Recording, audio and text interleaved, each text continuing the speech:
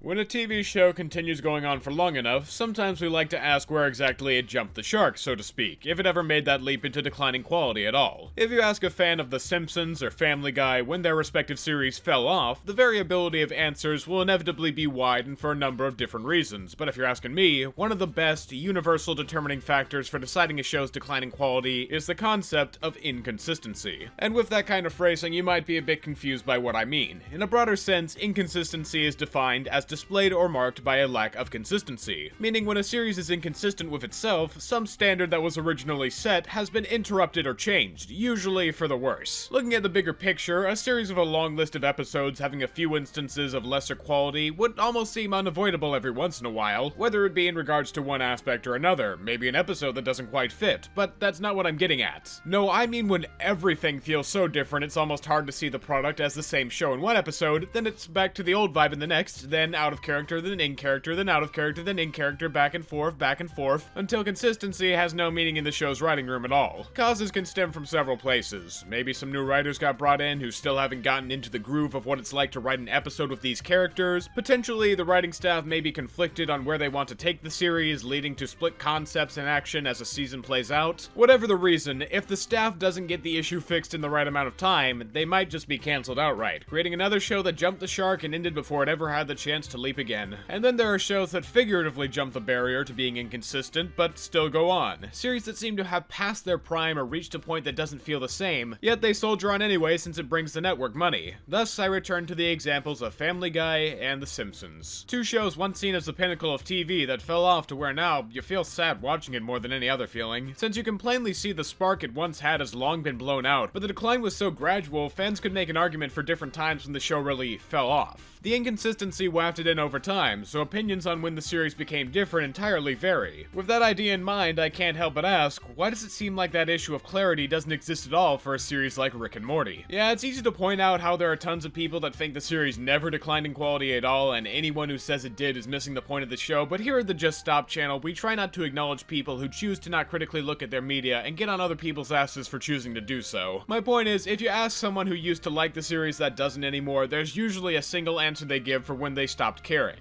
Season 3. Among former fans, that season is considered the point of no return from which their interest in Rick and Morty never recovered. And so with this overly long analysis, I want to try and get to why. What makes Season 3 so inconsistent compared to the first two that came before it? And beyond that, what makes it so hard to talk about the next few seasons in a similar light? And even further thinking than that, can it recover? Well, the best place to start would be discussing the basic premise, because I got really into that dialogue and anyone that hasn't seen Rick and Morty is probably confused as hell right now. Rick and Morty is a 2013 Adult Swim animated series created by comedians Dan Harmon and Justin Roiland about Rick Sanchez, a drunken, nihilistic play on the mad scientist trope, and his 14-year-old neurotic grandson Morty Smith, as they go on adventures ranging from wacky to dark across the universe, all while they deal with family issues back on Earth. As far as my own involvement with the series goes, I started watching it right before the third season started back in 2017, and so with that in mind, I've gotten to see the dark path the series has taken over the past 5 years in real time. In fact, it was the 5th season coming out that originally prompted me to make this video, but after going through a full binge of the series, I realized the only way to fully discuss everything I wanted to would be by going over as much as possible, so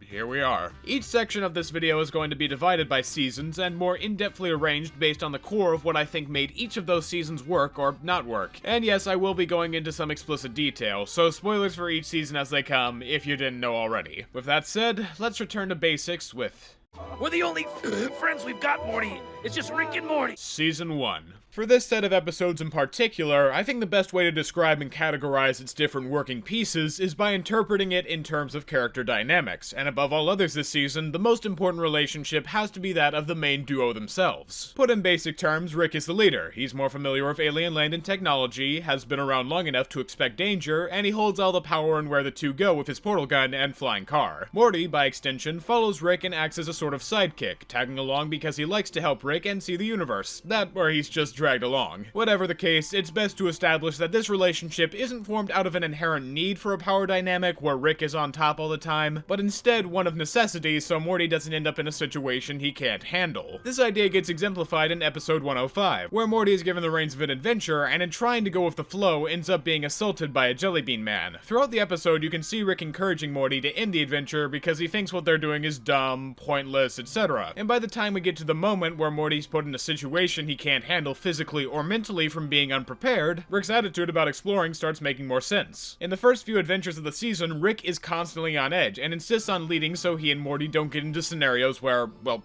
either of them can be exploited. He wants to protect Morty, though it's a side he doesn't show often, and 105 also helps in showing their original personality dynamic. Rick is a cynical guy molded by the lifestyle he's led, choosing not to show his emotions, often out of a necessity to stay alive, but when needed, he'll always come through for the people he cares about. Morty is almost on the opposite side of the spectrum, being naively optimistic in most cases, and his lack of awareness plus general teenage tendencies end up creating half the problems Rick is forced to fix. Their differing worldviews make for interesting interactions and adventures, and that contrast also helps when the characters need to keep each other in check or help instill lessons, whether intentionally or not. For example, while it's undeniable that Rick does a large portion of the issue fixing in Season 1, the series itself opens with Rick dragging Morty along to nuke the world. Why is he doing this? Because he's drunk, so Morty has to take control of the situation and stop Rick from doing something reckless. To me, that being the first thing we ever see definitely feels like an intentional choice to show that while Rick is powerful and usually in control, Morty also has to keep the balance, demonstrating that the two really complete each other instead of one having supreme authority. When it comes to learning lessons, going back to 105, Morty helps Rick to see that he doesn't always have to keep his guard up, letting him know that it's okay to have a chill adventure, whereas Morty learns that you can't keep your guard down all the time because people will take advantage. So both evolve in ways that affect them later down the line. In fact, you can see that play out in the finale for Season 1, where Morty is constantly on edge about a party Rick and his sister Summer are having, basically flipping roles from earlier episodes. By the conclusion of 111 though, instead of Morty, the responsible one in this context, being left to tie up loose ends by himself, Rick and Summer help out too, of course while also messing around whenever possible. As a season finale, it shows how R and M's relationship has developed over time, going from in the beginning being about one helping clean up the other's messes to now having the two both contribute, exemplifying that their respect for one another has grown a lot. It's really moments like that where you can see how much they truly care for each other, though Rick is less open about it. He even has instances of actively trying to push Morty's affection away, like in 110, where he says that he uses Morty's stupidity as a cloak to hide from the government. But there's clearly more to it than that by how Rick cries rewatching his memories of Morty later in that same episode. Also, speaking on 105 for a last time, after Morty is shaken up by the assault, Rick actively tries to go along with his adventure and get everything done the way Morty wants to, killing the molester in the process. You can't help but love seeing those kind of subtle nods to both Rick's character and the two's overall relationship, since it shows there's more complexity than meets the eye. And the same can be said about Rick's dynamics to the rest of the family. First, looking at Summer, Morty's sister, Rick has probably the most active relationship with her in the series, though even then it isn't huge. His most relevant interaction with her comes in 109, in which Rick goes up against the Devil, who runs a cursed item shop that Summer works at. Besides giving us some insight into Rick's life when Morty isn't in it, actually being pretty sad and lonely, him deciding to help Summer get payback after being betrayed, despite how she treated him in the episode, showed his willingness to forgive and help family, as they're the main reason for him sticking around to begin with. When it comes to Rick's relationship with his daughter Beth and her husband Jerry, you kinda have to put the two as a singular unit, since most of the plots around them have to do with their dysfunctional marriage. In relation to Rick, Beth is someone he holds dear and tries to be nice to, despite having left her so long ago, and while Rick doesn't really like Jerry in any way or even respect his intelligence, he also doesn't try to mess with his or Beth's relationship, since that isn't his problem to worry about. Past their interactions to Rick, Beth and Jerry provide most of the B stories for the first season. Jerry's main lessons coming down to sticking up for himself, acknowledging when he's wrong, and believing in his own skills, while Beth faces issues surrounding finding her place in the world and wondering if her current family life is all she wants to accomplish. They provide an interesting human appeal to any given episode on a regular basis, and keeps the series as a whole way more grounded in family drama when Rick and Morty's sci-fi adventures with realistic elements aren't enough. And that actually segues me pretty well into discussing Season 1's last important dynamic, the relationship between Rick as an entity and the greater confines of the universe. Most of his grander past is left up to mystery starting out, but we can glean a few key details as they continually pop up in adventures. For one, Rick is a massive nuisance to everyone in the universe no matter where he is. The guy doesn't follow intergalactic law or really give a shit about it in any way, so there's more than one occasion where he's chased by the galactic government, which ironically led to several thousand versions of him making their own government that Rick doesn't want to be a part of. And for that conflict to be interesting on an episode-to-episode basis, Rick needs to be smart, but by no means invincible. Most of the time, his only weapon is a ray gun or some other miscellaneous sci-fi gadget within reasonability. He can get himself out of bad situations through creative thinking most of the time, like in 104, which has him escape a ship by using its functions to his advantage, but on other occasions, the guy can just straight up make massive mistakes and have to deal with it. I can't think of a better example to explain what I mean than episode 106, Rick Potion number 9, where Rick miscalculates how effective a love hormone hormone will be, so he tries to undo it using various other sets of hormones, only leading to the whole world becoming Cronenberg monsters. To fix this mistake, Rick's only other option is to take Morty and go to a dimension where the crisis was averted, and that universe's version of them died right after. As such a shocking twist, it acts as probably the season's darkest moment, not only because the event has a long-lasting effect on Morty's mental state, changing his view on life in general and evolving his character as the season goes on, but Rick, during everything, has a look of pure boredom.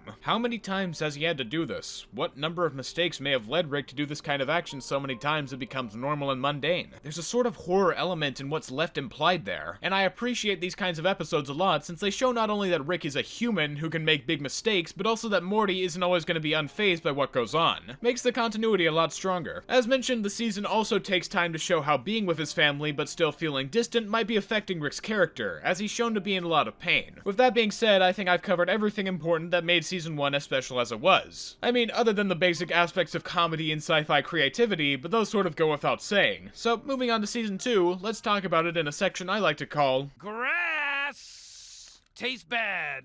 Do I then belong to the heavens? Why, if not so, should the heavens fix me thus with their ceaseless blue stare, luring me on, and my mind higher?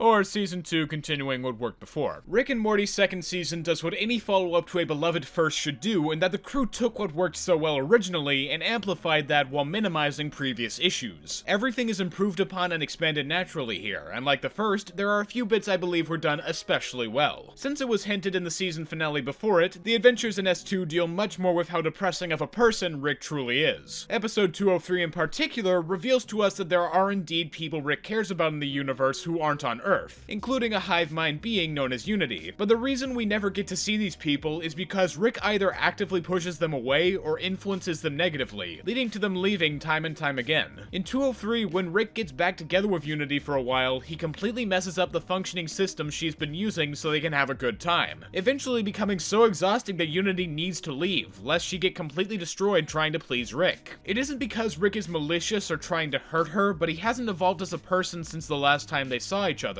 and that inability to change forces her to go, since she and everyone else around Rick are able to mature in places he seemingly can't. To that extent, in episodes like 207, you see how desperately Rick longs to be a part of some in-crowd or social group, regardless of if he has to do something dumb like turn himself into a kid. You see how he can only fit into most crowds for a short amount of time, partying and having fun, because when the party ends, no one really wants to be around him, which might explain why he's often so closed off to the idea of friendship or love and only shows it when he feels the most comfortable. There's very much a voice in Rick that longs for deeper attachment with people, but he's not willing to change who he fundamentally is, and so mixed with his unwillingness to open up, no matter where he's staying, no one really gets him. That's why when he almost kills himself in a place visible to everyone for days, he's left to stir there, because no one in his family would know he's actually a really insecure person. I'll get a bit more specific about that when diving into the finale, but throughout the second season you definitely see more instances of Rick being vulnerable and caring about his grandkids. When he's partying with Unity, Rick still takes the time to ask where Morty and Summer are because he wants them to be safe. In 209, during the Purge, Rick makes sure to check on and keep Morty from going too wild and getting angry. And in probably my favorite Rick moment of the series, when reality is breaking apart in 201 thanks to Morty's uncertainty, Rick chooses to give up his own collar with the pretense that he could die. On its own, there's already a really touching scene for Rick, having him give up everything for one of the only people he still cares about, but in the context of what's going on, that action somehow has way more significance. Previously in the episode, reality started shifting due to time being unstable and everyone but Rick being uncertain. He makes it a really important point to be in control of his actions and tries to stop Morty and Summer from messing up, since otherwise another split might occur. At the end of the episode, Rick is forced to split reality up a ton before bringing it back together, but one version of Morty can't get his time sync collar on, so that version of Rick sacrifices himself and gives up his own collar. But no split happens when he does that. That means that in every context or possibility for what Rick could have done when Morty was in danger, he chose to give himself up instead of letting Morty perish. Of course, Rick still makes it out alive in the end, but I can't think of a more character-definingly subtle detail at any other point in the show. In a similar vein to that, as a whole, the Smiths are also given more opportunities to show off their personalities and grow as people. Morty learns in 202 that not all life is worth saving, and sometimes it's better to not get involved in a situation you know nothing about when it'll only lead to trouble. 209 explored how he could be very violent and show outbursts of stress, potentially from some of the adventures he's been going on, leaving space for that to be expanded in his character. Beth and Jerry develop more in terms of their marriage, and come to understand that they might have the most toxic relationship humanly possible, but they're still going to try to keep it up because they want to go against everything for what makes them happy. These developments in the family were also a good setup for the season finale, which I still consider one of the best episodes in the show for several reasons. Bird Person, one of Rick's closest friends from his days as a rebel for freedom across the universe, is getting married, but Rick doesn't want to go because he thinks opening up is going to only cause problems and make it easier for him to be caught off guard. Needless to say, by the ceremony, Rick warms up to being a more accepting friend for the sake of Bird Person's happiness. And right when that happens, the galactic government, who Rick has been shown to be fighting since 101, appears and kills Bird Person right before Rick's eyes. The one time in who knows when that he decides to genuinely not be cynical and drop all pretenses to show affection for someone in an open setting, that person is taken from him with no remorse. If you were in that situation, Rick's next line of action would only make sense. He takes the family and tries to find another Earth for them to live on, away from the galactic government. He isn't doing this just to save himself and keep the family from talking, but because he wants to protect the last important thing he has as tightly as he can so it doesn't leave his grasp, like Bird Person. Once again, in doing so, Rick closes himself off emotionally and tries to act like everything is completely fine. But after he hears Jerry argue about going back home instead of giving up the family's lives for him, and the others go against it for different reasons, Rick realizes he's doing the same thing he's always done to unintentionally push people away. He doesn't embrace change due to his experiences, and that preconceived emotional dissonance eventually makes others worry. Beth worries about Rick leaving again if they don't go along with him, and the kids say they love Rick even if they don't know how to feel about him right now. The only person without any bias behind tolerating Rick's dissonance is Jerry, since he has the least emotional connection to him in the first place. And I think it's that voice which compels Rick to turn himself in. Hearing one free thinker among the people he's kept at arm's length, listening to someone who says what he deep down wants to hear, Rick gets that he can't help his family as is, and that with each passing day, his choices are only making life worse for them, which he doesn't want to do. So in an ultimate act of taking accountability for himself and thinking of the family first, Rick leads the galactic government right to him, choosing an action based solely on keeping the last people he cares about out of the crosshairs his own friends got caught in, hoping that the Smiths can live a normal life on Earth. Well, as normal as it can get with the galactic government having taken control. Rick might have infinite families and infinite universes, but with this one choice, he drops any previous nihilistic beliefs and chooses to say,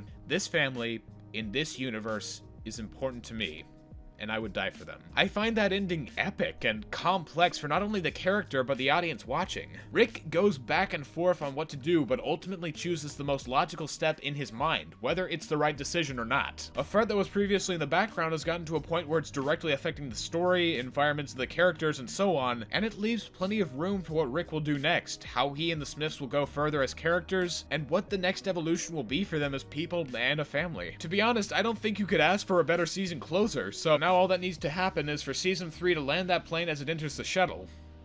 But like the AVGN trying to land the aircraft in Top Gun, I guess the forces of nature had a mission to make that reality impossible, no matter how many universes we have to travel to.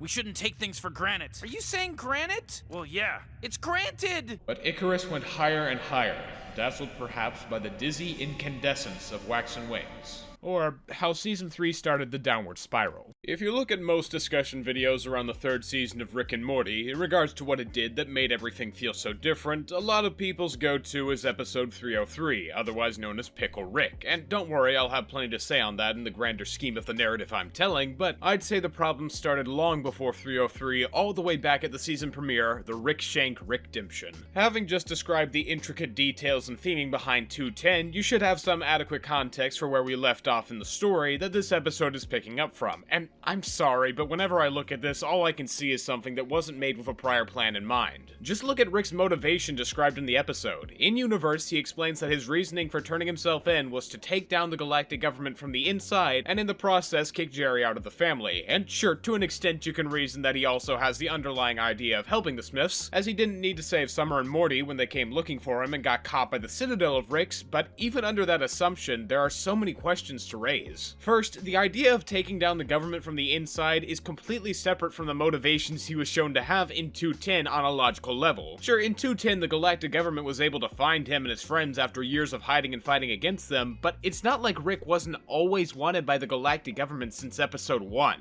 With that in mind, considering Bird Person mentions how he, Rick, and tons of their friends have been wanted by the galactic government for so long, why didn't Rick go through the whole process of turning himself in way earlier? I mean, when Rick says why he wanted to get rid of Jerry, which I'll get into later, what was it he said? "We've got adventures to go on, Morty, just you and me, and sometimes your sister and sometimes your mom, but never your dad. You wanna know why, Morty? Because he crossed me." Considering that quote comes from the series premiere, I should ask, why didn't Rick destroy the galactic government a long time ago so they'd get off his back end? I don't know. Bird Person and several of his implied friends wouldn't have died and spent so long having the potential to die while fighting them? Rick takes down the government like it's just another day, and he accomplishes it swiftly in a single episode, so how come he didn't do it earlier with just how many times they crossed him? It's been stated that Rick and the government don't mix because he values freedom above everything else and dislikes being controlled, so why would he ever leave himself in a position where a big power he could easily topple might find a way to take away his freedom and, I must reiterate, kill his closest friends? If I didn't know better with that kind of explanation for his actions, I'd have to assume Rick is a complete dumbass. That's not the only plot hole for this episode either. Considering the original implications of Rick turning himself in was so the Smiths could have a normal life away from him and the people after his head, to the point he basically says as much in 210, why would he then spend the next episode actively getting out of that same prison? You can make an argument for why you think Rick does care about his grandkids. Again, he had no obligation to save them, but him just up and leaving while trying to destroy the government sounds like it would have some serious consequences on the family if they weren't just outright killed. His actions in this episode actively destroy what his character arc was coming to at the end of season 2, because he's not taking responsibility for anything, and instead going off on this plan that seems to completely disregard what could happen to his family because of it. That was the whole reason for the climax of the second season! Rick understanding that his reckless actions have a negative impact on his family, and that nothing good can come from him getting them harmed while running from the consequences of his actions. It was about him taking accountability for his choices and not pushing it onto the people he loves when it could destroy them. Now it doesn't even fucking matter, and that whole arc of change we saw Rick go through in previous episodes leading up to 210 has been chucked out the window, never to be seen again. How am I supposed to feel about such a blatant character shift that completely disregards everything that came before it? They took a naturally progressing character and pretty much regressed him back to where he was before. And obviously at the end of 210 there was still plenty of room for growth in Rick's character and everyone around him, because while him turning himself in does keep the Smiths away from trouble, they're still left miserable because Rick is running away from his issues instead of confronting them, choosing to push his family away once again, though this time under the pretense of wanting them to be safe. There are so many complexities woven into the end of season 2 and so much opportunity for what they could do with it after. You can see these setups for flaws in Rick's person that could have been deconstructed by external characters like Morty to help him grow even further, just like the two have helped each other grow in older episodes. But the writers for season 3 up and abandoned it for this epic story of Rick taking down the galactic government and Citadel of Ricks, as if any context beforehand doesn't matter and all we want to see is Rick turning into the Terminator. The whole thing reeks of fear and cowardice. So many big changes occurred in 210 to shake up the series and potentially have an arc of the characters developing and trying to get Rick out of jail or something. But we linger on the changes so little that we never even see what life in prison is like for Rick before he's already broken out. The writing doesn't allow for us to slow down at all, since it's so focused on returning to the status quo at any cost. They want that conclusion so bad that by the end of the episode, the galactic government has completely left Earth since Rick was able to seamlessly topple their entire federation in a matter of hours on his own.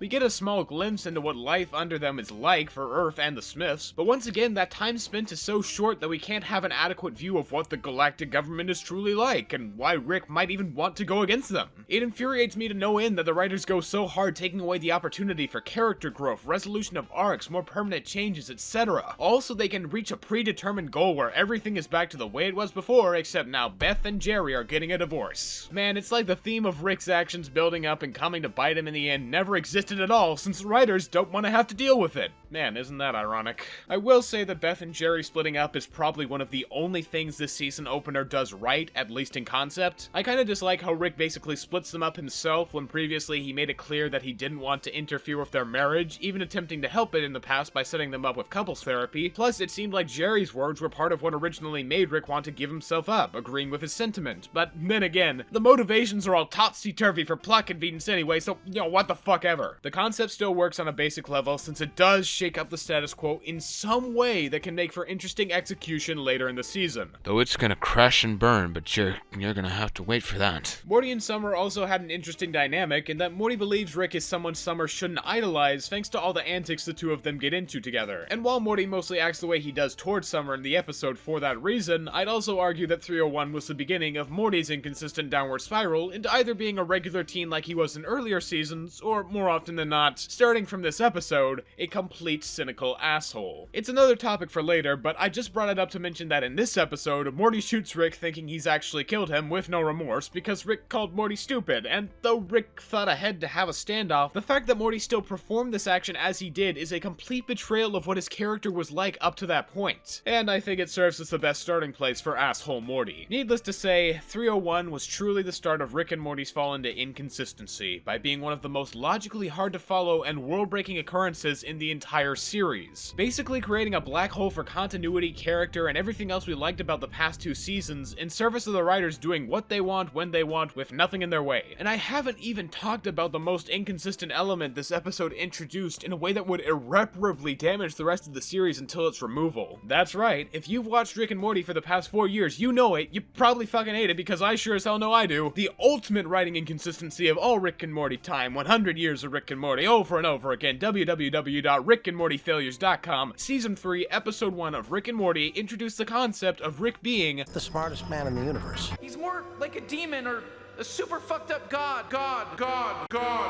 To give a brief summary before entering this bullshit, the concept I'm referring to is pretty self-explanatory. Though some casual viewers might not remember if it was like this from the beginning or not, it is pinpointedly provable that characters outside of Rick himself I'm not the nicest guy in the universe, because I'm the smartest. began calling him the smartest person in the universe, The smartest mammal in the galaxy. during the Season 3 premiere, and no sooner. And it is the most bullshit thing to ever come out of the Season 3 writing room. First, looking at it from a purely logical perspective in the context of the last two seasons, something I'm sure the writers who came up with this idea didn't take the time to do, it already makes no sense. Going back to 106, Rick Potion number 9, he makes a mistake in causing everyone to lust after Morty like rodents in heat. Then, to try to compensate for that, he uses mantis DNA, since by his logic, mantises have bad mating habits, but that just leads to horny mantis people. So he tries to fix that, and then Rick and Morty's universe is completely full of Cronenberg versions of everyone. Tell me, do you think the smartest man in the universe will be able to make such a basic mistake as mixing up scientific ideas with logical fallacies that don't work when thought of on a deeper level? How about 103, in which he had a guy dying of various diseases? Shouldn't the smartest man in the universe have a failsafe for dealing with something so easily foreseeable? Oh, and we can't forget about 206. Oh my god, 206, the Ricks Must Be Crazy, annihilates the concept of Rick being smarter than anyone else by its very inception. To not take up too much time explaining it, Rick has to go in his car battery when it stops working, which he's made a small universe inside of to operate machines that give him most of the power. But another scientist in that self-contained world has actually made his own battery of the same idea, and they go inside that box and find yet another guy attempting to do the same. The point is, by making a self-contained world in a box where society can thrive, eventually Rick is faced with minds that develop to be just as intelligent as him, with the ability to think on a similar brainwave despite their universe being made to do nothing more than power his car. When the other scientist discovers his purpose to Rick, the two of them have a sort of mental dick measuring contest in which Rick only wins by a hair in basic hand-to-hand combat. As a whole, it shows that man will always have a way of recreating different versions of more convenient processes, and if we think only people like us can do it, we're in for a shocking surprise. There's also some great dark comedy of being forcibly trapped into an endless cycle of labor or dying, but the bit to focus on here is that Rick met people who were just as smart as he was. That's the point of that particular episode. I guess we might as well count it as non-canon though, since that's the only way this episode can work on a canonical level.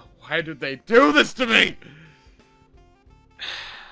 As is shown starting from 301, Rick's power level throughout the series also becomes jacked beyond belief to basically make a majority of conflicts feel meaningless, and since Rick now has this massive power boost, I'm gonna let you know why, again, this doesn't work. In 107, Rick and Summer get captured by a group of intelligent alien women and are nearly killed by a boulder. He doesn't have any major restraints besides basic handcuffs, so using any of the God Mode gadgets he had in Season 3 would probably help him out here. How about that time he tries to fight some crab monsters in 110 with nothing but his bare fists? Remember in Episode 206 when he got stranded with no technology and had to use whatever was around him to get by? Damn, sure could be using some of those cybernetic fucking RoboCop implants he got right about now. And we mustn't overlook that time Rick literally got ambushed and overpowered by a teenage girl that stole his gun. I guess he was just going easy on her. And did you think the inconsistency of this power-up was only constrained to the seasons prior to when it was implemented? No, because that would make too much sense and show that the writers can keep some semblance of a relative narrative. Really, what grinds my gears more than anything about the massive power-up Rick receives is that the implementation of it fluctuates to only appear when the writers think it'll be more or less convenient for the story. We already saw that in 301 he completely destroyed the galactic government and took down the Citadel entirely by himself with almost no help all in a single episode when previously they were both seen as major threats. But then in 302 he had a hard time getting a glowing rock from some Mad Max fuckers with only basic weapons on hand. If you thought a one episode delay of power scaling wasn't enough, in 303 Rick is able to turn himself into a pickle, then finding a way to make a full suit of body armor out of wrap parts with an endless supply of ammo, yet he's also so brain dead that he can't do something as basic as not having the serum to turn him back precariously placed over him with a Rube Goldberg machine anyone would notice. In 304 he's got an epidermis barrier, which, as the name implies, seems to activate when his skin is touched, yet in 305 he never uses it when being ambushed. In 306 we don't even get to see the situation he and Morty are in, but he says he had no control over it whatsoever, seemingly completely contrasting the confidence and self-assuredness he had in 301. In 308 Rick is shown to make basic grammar mistakes any 12-year-old wouldn't, which he then deletes from Morty's memory. But it doesn't make sense that the smartest man in the universe wouldn't know something so rudimentary. For a few more callbacks to earlier seasons, because if I did that with every episode I mentioned, we'd be here all day, in 309 when he loses an arm to some human birds, Rick has a robot arm ready to cauterize the wound and fix it for him, whereas in 209 he had to limp around for a while after being shot since he had no way of fixing it. Finally, in 310, Rick seems to get the epidermis barrier back, plus he now has an ability that literally kills people simply by touching him. Like yeah, Rick has the powers of a fucking god sometimes, and as I just showed, it's inconsistent as hell for the writer's benefit and pretty much no one else's. And yet why does it also feel like the writers, who seem so intentional about their disregard for the continuity and structure of the past seasons, also want to deconstruct what the series itself is and stands for? What I mean by that is that S3 in particular seems to want to be the season where everyone thinks, wow, they just blew my mind with that explanation, when in reality, the best way to get people's minds blown is by conveying that explanation without needing to explain it. Believe it or not, people will feel way more intrigue for a character that has some level of complexity to them that isn't outright stated for what it is. Rick, for example, is a being with very little regard for most of the people around him. He's indifferent to the universe as it relates to him, and in many instances he will run from his problems instead of facing them, hiding behind his scientific pursuits and petty desires to cover up for the fact that he's actually a really lonely person in that infinite space he says he's so indifferent to. The cracks are shown throughout the first two seasons and how he tries to reject Morty's importance to him, yet is willing to die for him on multiple occasions when Morty can't see that weakness. When Unity leaves him, Rick tries to end his own life and all other versions of him, since he feels like one of the small pieces of his humanity and care for the universe has slipped through his fingers and can't be given back. That's all shit the audience can understand without explicitly being told, because the visual representation and implied dialogue make up for it and vince them while leaving room for interpretation.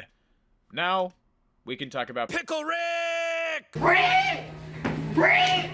Rick! I'm Pickle Rick! Chances are, if you've never watched Rick and Morty or looked deeper into it beyond this video, Pickle Rick is still a meme, if not an image you've seen or heard of. In a way, its relevance has kind of transcended Rick and Morty as a show. First, it was simply the phrase, "I'm Pickle Rick!" The image was iconic for a while. People went nuts. Then, long after its relevance faded, the meme got brought back with the phrase, "I shit you not, he turns himself into a pickle, funniest shit I've ever seen," which goes past the original image and phrase to become a meme unto itself based around a reference people are assumed to already get. Pickle Rick as an idea is so widespread and understood that making fun of how unfunny it is became a joke on its own, but the meme isn't the only reason people dislike the episode Pickle Rick. No, the main reason for people's disdain of this episode comes down to one character. Her name is Dr. Wong, and she's a regular Earth therapist voiced by Susan Sarandon. There's really nothing all too special about her as a character, and hell, she holds almost no relevance to the series other than in this one episode. In fact, she has only one purpose: to act as a direct mouthpiece for the writer. For context, Rick has turned himself into a pickle to get out of going to family therapy, and through his fluctuating intelligence, he left the anti-pickle serum out in the open for Beth to grab and take, making him have to create a bodysuit from rat parts to look for the same serum. I could assert that it'd be easier for him to make a new serum as the smartest man in the universe, or that he could have had a backup serum in the first place since having a plan B seems like an obvious thing someone with basic intelligence would do, but I digress. The writers need this situation to work, so Rick has to come to therapy. That's all the scenario is meant to do.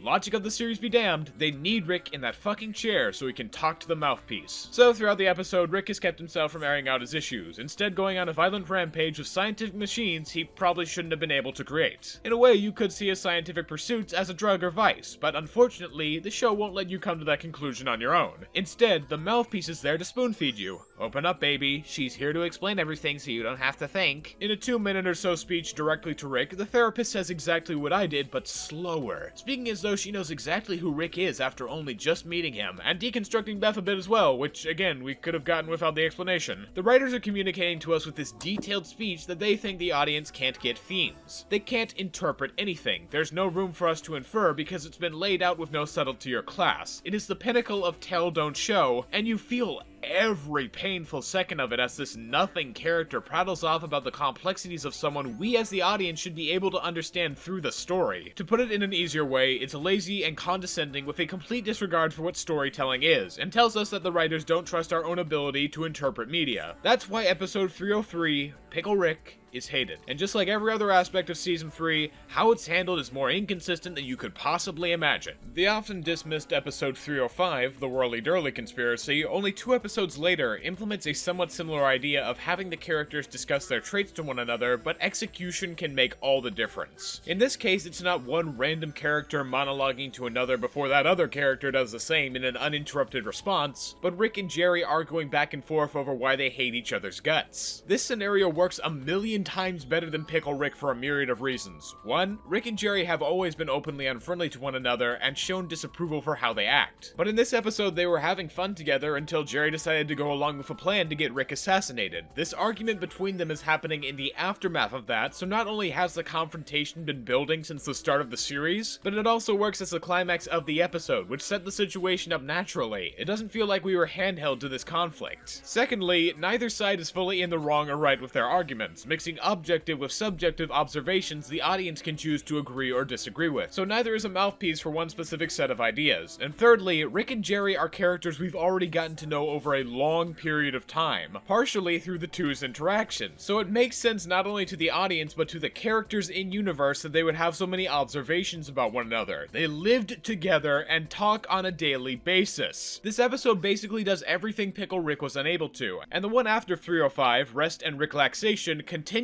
that theme, though to a lesser extent. Basically, Rick and Morty are stressed out and go to an intergalactic spa to release their toxins, which manifest into their own personalities that subsequently come after the versions who've removed all the traits they saw as negative. For the most part, it plays out about as you'd expect, with the detoxified selves eventually deciding that the toxic parts make up who they are just as much as the traits they like and fusing back. But one interesting detail about Rick's toxic self is that he actually cares a lot for Morty. Like, as opposed to the regular Rick, while this version is a raging narcissist and yells out every thought, he's willing to openly show affection for toxic Morty when he could die, in turn showing that Rick sees his love for Morty as a toxic crutch, which says a lot about him without needing to say anything. Though I obviously think that it goes against the characterization from previous seasons. It's probably the first subtle thing Season 3 ever did, but then you look at how they handled Jerry and Beth's divorce, and that toast during bath time starts sounding more and more like a good idea. Like I said at the beginning of this section, Jerry and Beth getting a divorce was the only really substantive change we got from the premiere, and in 302 the concept was explored in an interesting way by showing how the kids chose to deal with their feelings, though Summer's actions felt way more unclear in terms of how it related to her parents. Looking at how the rest of the season uses the concept is difficult though, because it's almost non-existent. Now I fully understand that focusing a full season of Rick and Morty around Jerry and Beth's divorce sounds dumb, and I'm not saying that's how the season should have gone, but having even one more episode fully about how it's affecting the family could have really shown how this season does still carry consequences over from earlier entire episodes. I guess that's kind of futile though when they get back together in like 5 minutes at the end of season 3. Yeah, it's not even the main focus of that episode, instead mostly being about Rick trying to get a selfie for Morty from the president. Like, with one more episode, you could have at least shown how Beth and Jerry started realizing they had feelings for one another, or hell, just sprinkle interactions throughout the season to build it up off-screen and not make it seem like as much of an ass pull. But they couldn't do that, could they? Why does it always feel like after the writers implement a big episode with major changes, they can't follow it up with something they planned? Do they not know that when you write a twist or change, you should have some plan behind it so the hype about what'll happen next doesn't burn out just as quickly? At best, the season finale has narrative consistency with the season premiere, and that seemingly major changes get undermined in a short amount of time and make it feel like the family's never gonna have a positive change based on past experiences. Because fuck development. Fuck having characters face the consequences of their actions. Fuck following up on a story element you introduced. Who even gives a shit? Oh, I better be careful. If I keep acting this negative, I might start giving off the same energy as season 3. If you're confused by my wording, all it takes is back-to-back comparing a season 1 episode with a season 3 episode. Back in the day, almost no one but Rick was really all that cynical, and even in Rick's case, he could still get pretty serious or jokey without coming off as sarcastic. Then you look at an episode from season 3 and it's like,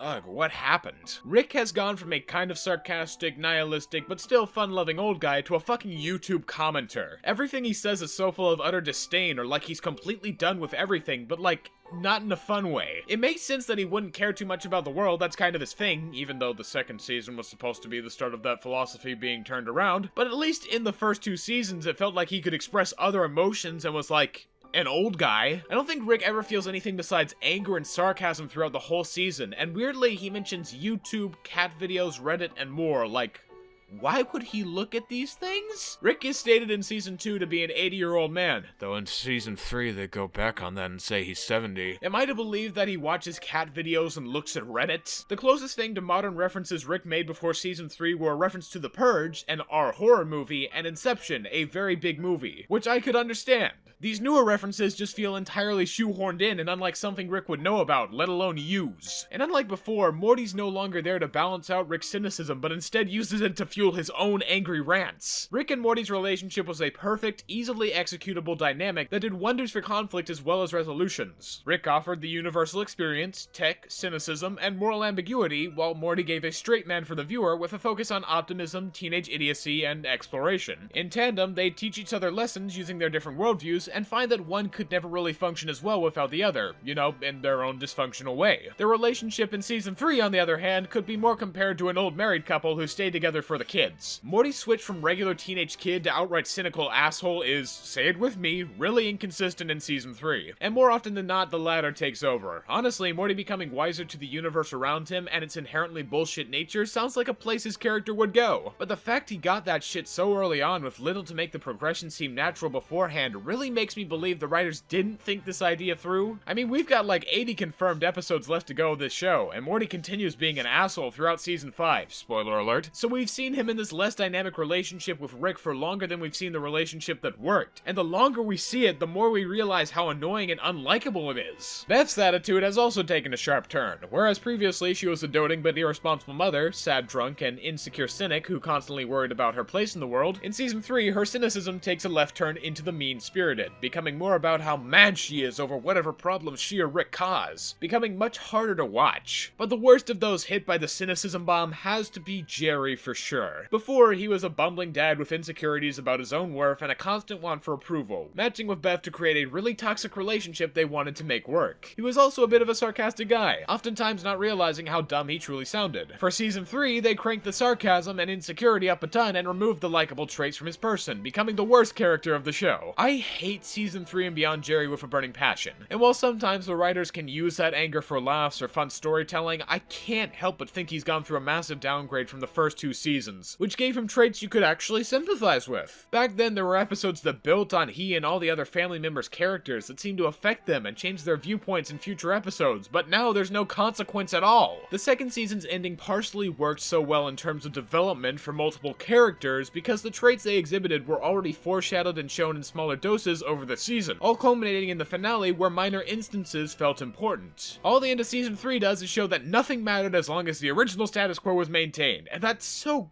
goddamn disappointing that it hurts. I would like to mention one saving grace, however. Episode 307, The Ricklantis Mix-Up. You might be wondering why I haven't mentioned such an episode up to this point, and that's because it actually doesn't relate to anything going on with the Rick and Morty we follow normally. Instead of that, 307 offers an exploration of various Ricks and Mortys living in the Citadel going about their daily lives. In a way, you could see it as completely isolated from the rest of Season 3, which might explain how it became one of the best standalone episodes of the entire series. The Ricklantis Mix-Up is indeed set within the Rick and Morty universe, and uses that universe well to construct its narrative.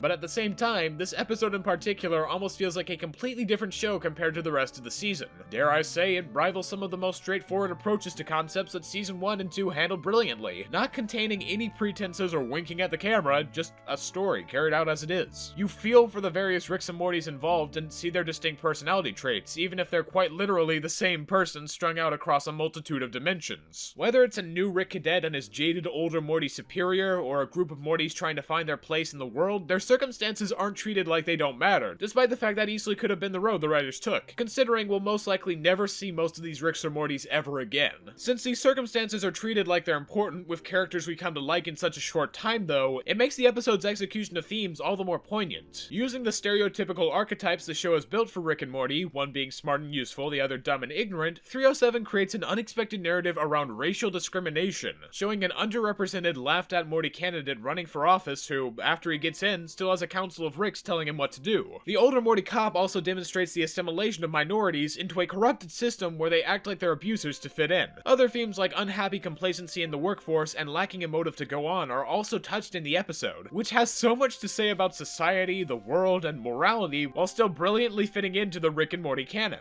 That Morty running for office that I mentioned before was actually Evil Morty, a character set up in Season 1, and with the position he's in at the end of 307, there's so much potential for what could be done with him. So the story works as both a standalone plot and piece that's foreshadowed to affect the main characters later on. Everything about it is just so perfect. I have no idea how it could have come out of Season 3, but nonetheless, if there's any episode from Season 3 to give praise, it's the Ricklantis Mix-Up. With that one positive out of the way, we come to the conclusion of Season 3. I already described how the finale was a mostly non-sequitur installment about Rick fighting the president while Beth and Jerry got back together like their breakup could have easily been resolved at any time, but it does represent a good descriptor for the season as a whole. There was little aim throughout it to create any kind of cohesive narrative between its overarching plots and characters, instead relying on small speeches or singular events to justify big changes being taken back or considered invalid. Stuff happens in the season that you'd expect would have an effect on the cast, which the writers implemented in both seasons prior, but by the final climax of Season 3, everyone is about the same as they were at the start of the season. Beth and Jerry are slightly more assertive about their parenting style, I guess, but beyond that, no one has gone through a major change. No big revelation has shaken the status quo or given us a new outlook on someone like we've never thought of them before. 310 just does nothing as good as season finales prior, and it goes out with a whimper instead of a bang, leaving more viewers unsatisfied than not. It doesn't surprise me that after such an ending the series would start to heavily decline in ratings, and by the time the crew realized it was too late, they were already falling deeper into the hole of inconsistency.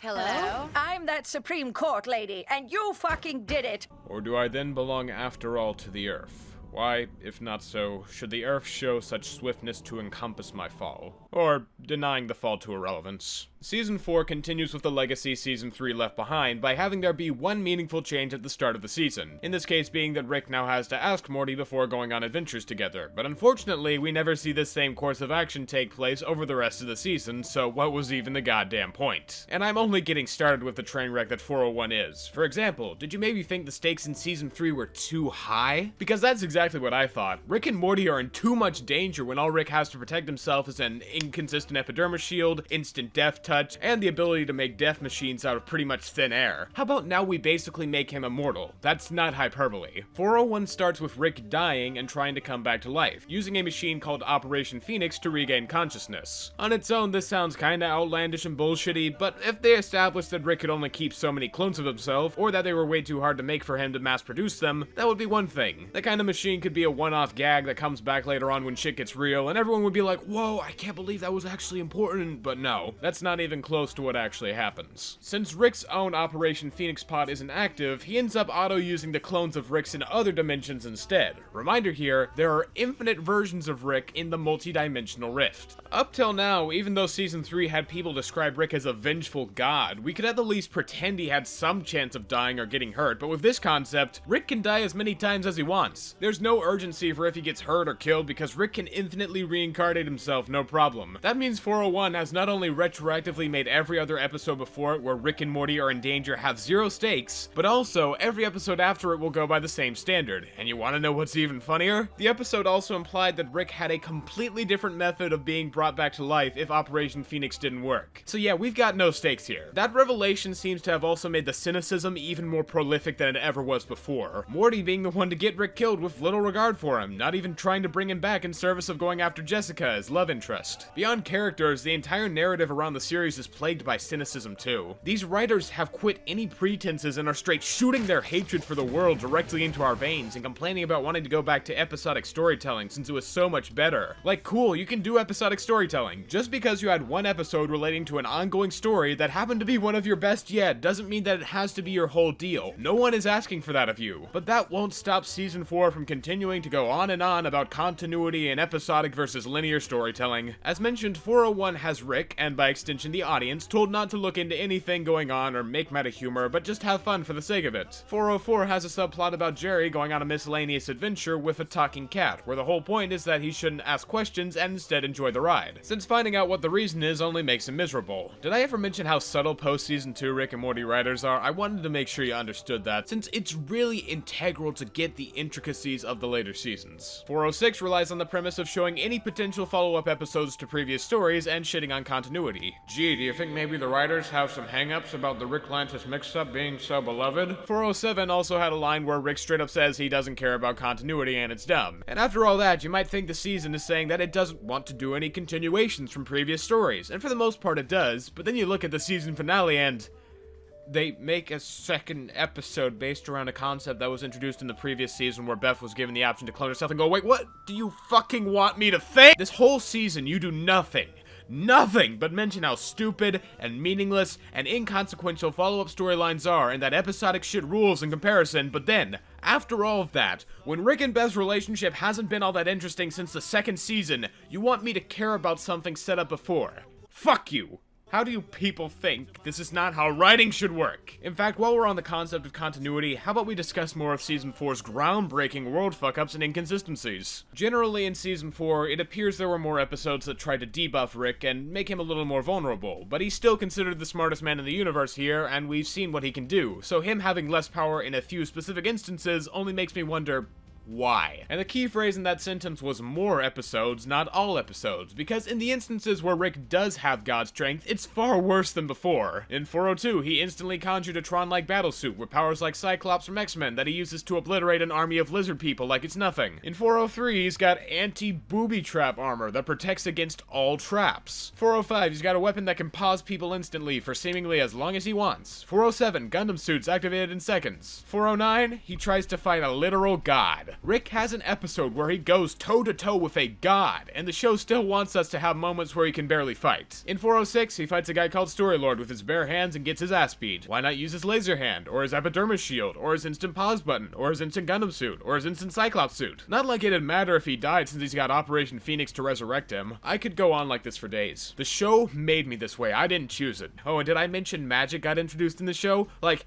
actual magic that is stronger than science, which Rick is able to harness and use to his benefit way more easily. But then he decides to not use it ever again for no reason besides saying magic actually sucks because he had a weird dragon orgy. Even if this Rick decides he doesn't want to use it, why hasn't there been any other Rick or Morty that did? Why hasn't the Citadel switched to a magic system when it would greatly benefit them all and grant infinitely more power? Why hasn't any other antagonist used magic? These are the kind of questions I'm forced to ask when you introduce such broad topics without any thought, show. You did a bad. So now you have to go to the timeout corner and think about what you've done. To cap off Season 4, we got Episode 410, Star Mort Rick Turn of the Jerry, which not only has a stupid, barely pronounceable name, not only undermined the rest of the season's narrative about not bringing back returning ideas from previous episodes, not only underpowered Rick and tried to make it seem like he was ever in any real danger, not only tried to make us feel for Beth and Rick when their relationship was only explored in 409 and nowhere else this season, but it also set up how the other Beth, who may or may not be a clone, is awesome and accepted by the family, and that we'll probably see her more often. But guess what? but by the start of season 5, she's nowhere to be found, and at best, we get a short cameo from her in episode 502, but nowhere else. When it comes to continuity, season 4 may very well be the most inconsistent so far along the journey, and like season 3 before it, the finale really summed up all its issues in a nice little bow.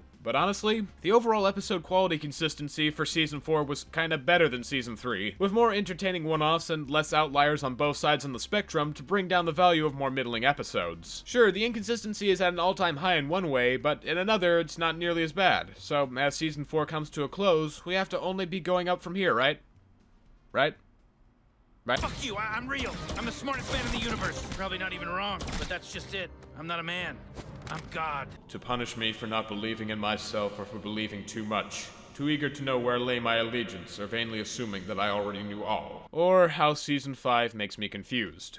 And thus, we've returned to the most recent incarnation as of the scripting of this video, which is a weird way of saying that we've gotten to season 5. The one everyone has opinions about, whether positive or negative. So what did I think? Well, first things first, a majority of episodes this season felt really out of character, and that's taking into consideration the cast's current iterations, or boring and not worth watching at all, which is something I never thought I'd say about Rick and Morty, but here we are. When it comes to 501 through 503, I don't have much to say. They're pretty fun episodes for the most part, and Morty finally getting a relatable moment in 3 seasons through his on-screen relationship with Planetina, a Captain Planet ripoff he fell in love with quickly, felt great about being with at first, but then came to realize was toxic and not good for him, really made me feel for his character, and I quite liked it. But on the other hand, the same episode's B-plot had Rick unironically and entirely willingly falling for a woman because of her arm tits, like he genuinely thought she was in love with him when clearly she wasn't, and the fact Rick doesn't catch on until she flat out tells him is so out of character that it hurts and automatically brings the episode down in my eyes. 504 follows the same narrative by having Rick completely unaware that Morty used a horse sperm collector to get off and contaminated a tank of horse semen, leading to a bunch of sperm monsters attacking. Man, saying it out loud only makes me realize just how stupid that concept is, and I thought it was fucking moronic before. Seriously, it's gotta be the worst episode of the entire series by far, not only since the whole thing could have been avoided by Rick having some basic sense and reading Morty's obvious body language, something you'd think the smartest man in the universe could pick up on, but Morty's also weirdly characterized as being really innocent and unable to lie, which I did not understand at all and made no sense. Beth and Summer were there too to unironically talk about men being sexist to them because they couldn't handle planning or fighting. Like, this is the kind of shit you'd see Rick and Morty parody in any other episode. 406 had a whole segment making fun of the dumb standards of the Bechdel test, but this? It's just bad. And really unlike the personalities we've come to know. There's no sarcasm, the writers really want you to think this is a serious theme they're covering, and it's really bad and unfunny. I have no other descriptors. Oh right, I almost forgot. The whole problem being faced was Deus Ex'd away by getting a group of fighters out of nowhere to help. I think it's safe to say no one other than the animators gave a shit about this episode. 505 was a real mess, with Morty and Summer trying to impress this new kid who never gets any development or characterization at all. In trying to impress him, they use Rick's talking car, and the car blackmails them into doing what it wants, but the car changes motivation and wants so many times throughout the plot that it's hard to keep up with and doesn't flow at all. The best I can say of this episode is that the subplot of Rick getting Jerry to hang out with hell creatures that love pain was kind of interesting and in character, though it didn't really go anywhere narratively. And by 506, Rick goes back to being weirdly stupid, so it's hardly worth mentioning. For that episode, Rick fights the president again while trying to get a pardon, and he's oddly scared of the president for whatever reason. The power dynamics have completely shifted compared to 310, where Rick effortlessly fended him and the Secret Service off, now being rivals of some kind. So, is the president like the second smartest man in the universe, or I don't know, there's another Deus Ex ending like 504 with another group of fighters we weren't aware of until that point. Don't know why that's so weirdly similar 2 episodes apart, but yeah, it doesn't matter. 507, which has to have the stupidest, most hard to pronounce name of the whole series, features Rick wanting to get Voltron robots, and then when he gets them, he wants to make even bigger robots, and bigger than that, and then, yeah, beyond that, he has pretty much no motivation. Morty warns Summer and the family of this, like Rick is some sort of child who does this all the time, but they brush him off and completely abandon him after something that isn't even his fault. The whole family is completely out of character and insufferable to watch, especially when looking earlier in the same season. Beth, weren't you, like, comforting Morty at the end of 503 when he broke up with Planetina? You're literally gonna leave him to go have fun with robots and be angry for no reason? Okay, thanks. I just don't understand this season's affinity for having everyone be completely out of character at the most random points. As stated before, Rick doesn't even seem like the same person half the time, taking a major blow to his intelligence and acting more like Morty would in a few instances for no discernible reason. And what makes me all the more frustrated about it is that when Season 5 does have good episodes, they do better at being entertaining than the best of Season 4. They're not great, but they're still better. 508 and 509 in particular did more for Rick and Morty's characters than anything in the past 6 years. What I mean by that is, in 508, Bird/Phoenix Person gets screen time again, and for the first time ever, we get some background on Rick's past, seeing fragments of their relationship scattered around while Rick tries to get BP back to his senses. Having a moment where Rick acknowledged for once that he still cared about someone despite there technically being infinite versions of BP felt nice, but at the same time, with how much Rick has regressed since Season 2, it ironically doesn't feel like something he'd be willing to say. Also, I'm still not all too satisfied with the conclusion, considering this backstory was built up since Season 2 to be complex and meaningful, and Rick runs through most of it like there's almost nothing important to mention. 509 carries those same continuity problems over by being directly about Rick and Morty's relationship being toxic and loveless when that type of relationship only sprung up because of the bad writing decisions made in Season 3. Before that, there was an obvious established bond between Rick and Morty that expressly got questioned and reaffirmed in 111, where Bird Person asks why Morty chooses to stay with Rick despite all the trouble he causes. There, Morty has the opportunity to stop going on adventures with Rick by simply not cleaning up a mess he caused, but instead, Morty does the opposite, since he realizes Rick is a more complex person than just an asshole, and that stopping their adventures won't be good for either of them in the long run. Their relationship had its ups and downs, but in the end, each had moments showing they cared for each other, so in those worst times, the two knew it wouldn't be worth ending their adventures over, since through those adventures, they were helping each other grow as people. That's part of why the end of Season 2 stung so much. Morty thought that Rick had abandoned them and not grown at all, choosing to do the thing Morty decided wouldn't be good for them. But in his act, Rick was actually showing the greatest moment of selflessness he could, whether his family could understand or not. So, how did we get to 509? Where a mental patient who appears here and nowhere else can plainly tell that Rick and Morty's relationship is abusive and unfair. That sense that the two are helping each other grow was completely lost and forgotten in favor of cynicism around wacky concepts and an inability to grow them as people, which is why I can't stand when in 509 Rick has to be taught basic fucking empathy from some crows. Like he never knew anything about understanding others' pain. With that in mind, all I can think when watching 509 is that it's a culmination of someone trying to deconstruct the toxicity of the last few seasons without taking into account the first few seasons, since if they did, that deconstruction would end up turning to dust and blowing away in the wind, unable to ever be reconstructed. Basically, when put into the context of only Season 3 through Season 5, it does have some bearing and a point to make, but when put into context of the entire series, it only illustrates the ultimate representation of everything that went wrong with the series along its gradual fall into inconsistency. The two even decide to split up at the end of the episode and immediately get back together for 510 since that's what the writers need, and I've got just as many thoughts there as for this episode. I know I've spent half this video doing nothing but going in-depth on episodes and showing their inconsistencies in relation to the rest of the given seasons they belong to, but I don't think I've ever had a more mixed opinion about anything from the series than I have for the finale of Season 5. Buckle up,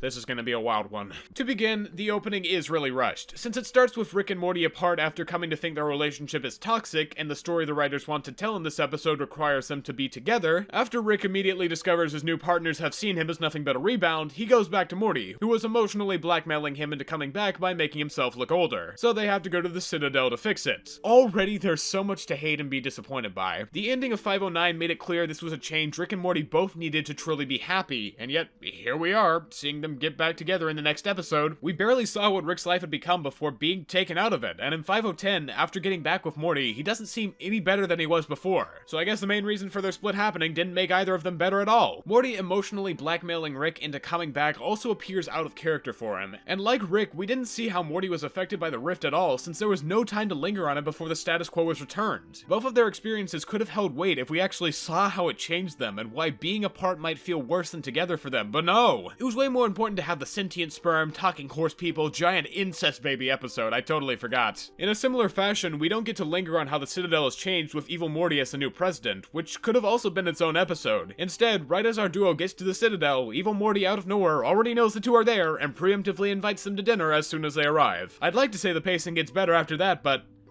that would be a fucking lie. For the next few minutes, Evil Morty does nothing but info dump about how Morty is indefinite in the universe and that the Ricks make sure Mortys are created so he can always have a partner in every version, and all I'm thinking while listening to this explanation is, Well, that's a nice way of saying you bullshitted a whole reveal that never had any build-up beforehand to indicate that was happening. How else can I take that? There's no way that was the intent of the writers in seasons 1, 2, 3, hell, even 4 or 5. All this confirms to me is that when Evil Morty was revealed as far back as season 1, there was no idea for where that would go. And this conclusion honestly doesn't make sense. After Evil Morty reveals this whole selection process for the R+M we follow, Rick is questioned on whether he'd have gone back to Morty if the crows didn't leave him, and he's shown not knowing how to answer that question. All I have to say to that is bullshit. So writers, you're telling me that Rick had no attachment to the Morty he was with, and that he'd be willing to trade them in for a pair of crows any day. Have you fucks ever watched the first 2 seasons? Genuine question. I've gone over this so many times you should probably already know why this doesn't work at all, so I won't even bother repeating myself, but you ought to know at this point, and that makes no sense whatsoever. And I do find it hard to care about any of what's going on when Rick is so nonchalant about everything. Morty says he wants to go to the Citadel? Damn, hitting the ground running with a Citadel episode. Evil Morty invites them to talk when previously the duo would have no knowledge that he was Evil Morty. Fine,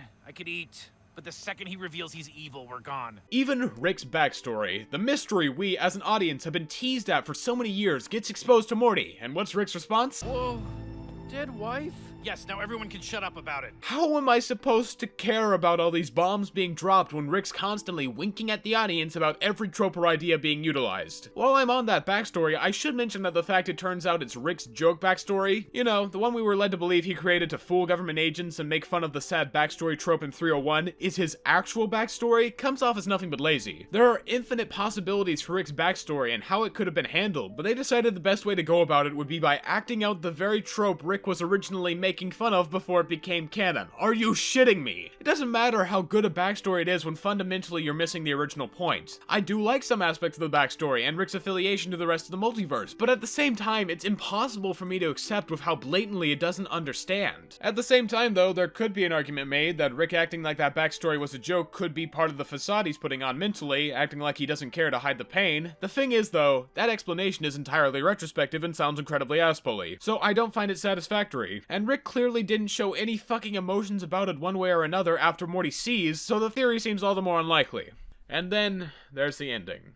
The part of this finale that everyone seems to like, and honestly, I agree. If one positive came out of episode 510, it's having Evil Morty destroy the concept of Rick being the smartest person in the universe to open up a much wider array of stories to be told, which I like to call the first 2 seasons, you fucking idiots. Of course, after 3 goddamn seasons of Rick being the smartest in the universe, the crew finally deciding to revert it is a massive wave of relief in so many ways, but at the same time, it's also not a big change in the grand scheme of the series when all it's doing is going back on a decision made several seasons ago. Braxton, you're such a sour fucker. Can't you just enjoy a series that's been in the gutter for years finally getting the chance to crawl back out? You're right, I am being sour about all this, but I think after going through the whole series in frustrating detail, I have the right to be. This finale does a lot of good for where the series can go in the future, but there's no guarantee another sperm baby episode won't happen, or characters won't continue to deteriorate from what they once were instead of growing, or that the series won't continue making big changes only to spend almost no time on them and go back. We kept seeing much of the same throughout the entirety of season 5, with the lows continuing to get lower, the highs being not as high, and the middling stuff being more inconsistent than ever. So how can I say at this point, when 510 is still really fucking inconsistent in so many ways, that the series has improved?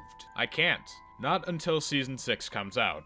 And if it blows me away, then it blows me away. Right now, it's got no rite of passage for me to think it'll go into a whole new direction. If the last 3 seasons in this finale are anything to go by, there's no plan ahead, so I hope they've got one hell of an improv team to make the next season's reveals appear even a little bit thought out beforehand, since we haven't had a good stinger of an ending since season 2's finale, and they've got more eyes on them now than they had in season 4, so they better take that olive branch. With time, effort, character development, a well thought out twist, and more definitive changes, this shipwreck can still set sail. But you've got to prove it to me first, Rick and Morty, or the inconsistency will swallow you whole. I've been Just Stop. Have a good one.